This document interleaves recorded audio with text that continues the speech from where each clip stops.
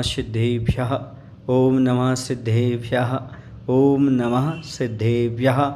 महावीर प्रभु की कथा कहता हूँ मैं आज, मन वच तन से न मान्य हो पूर्ण बने सब काज।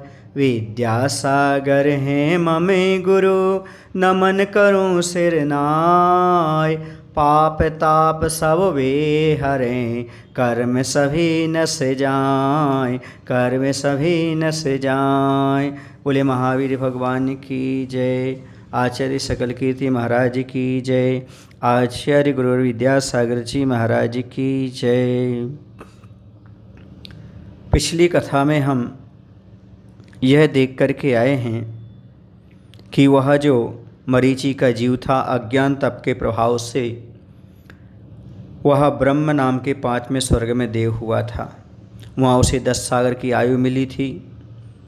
वहाँ उसने भोग संपदाओं को भोगा और अब वहाँ से उसकी आयु पूर्ण हुई।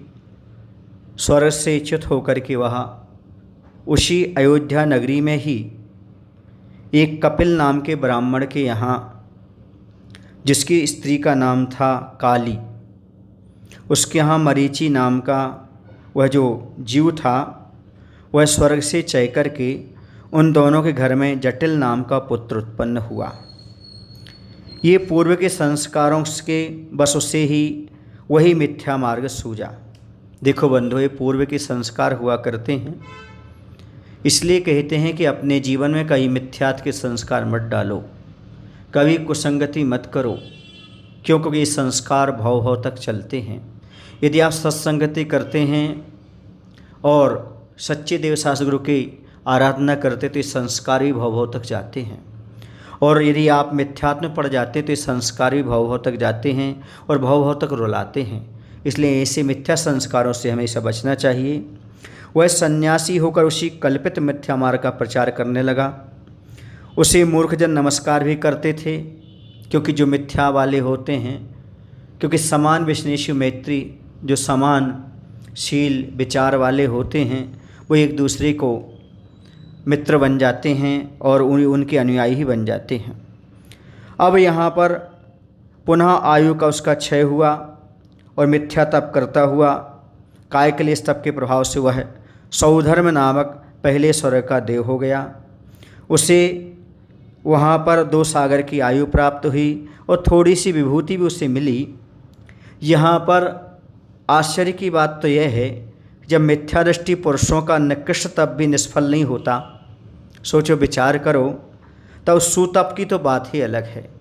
इसे तपस्या तो हमेशा करना ही चाहिए, क्योंकि मिथ्या तप वाले भी स्वर्ग आदि की सुख संपदाओं को प्राप्त कर लेते हैं, लेकिन जो सम्यक दृष्टि होगा उसकी तो महिमा अलग ही है।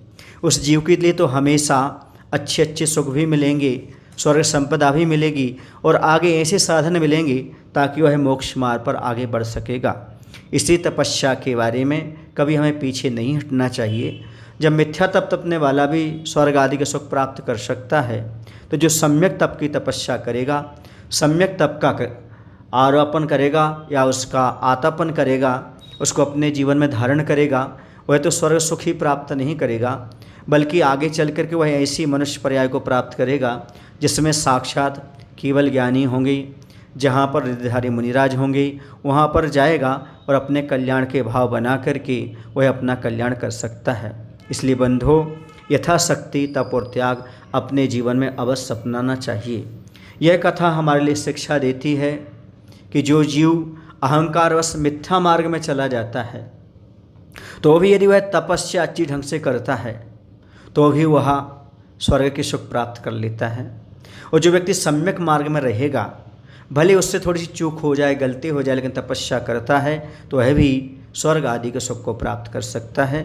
यह कहानी हमारे लिए शिक्षा देती है। आगे अब वह जो जीव है स्वर्ग से कहाँ जन्म लेगा, कैसा लेगा, अब अपन आगे की कथा में समझेंगे। बोले महावीर भगवान की जय।